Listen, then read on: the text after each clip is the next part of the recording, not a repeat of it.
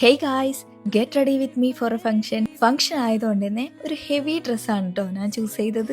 But well dressed ആയാൽ മാത്രം പോരാ അല്ലേ, സ്മെൽ ഗുഡ് ആയിരിക്കണം. സോ ഒരു ഡേ ഫുൾ ലാസ്റ്റ് ചെയ്യുന്ന പെർഫ്യൂമാണ് ഇന്ന് ഞാൻ യൂസ് ചെയ്യാൻ പോകുന്നത്. അൽ ഊദ് ഇന്ത്യൻ്റെ ഈ ഒരു വേരിയൻസ് സത്യം പറഞ്ഞാൽ കൺഫ്യൂസ്ഡ് ആണ് ഏത് ചൂസ് ചെയ്യണമെന്ന്.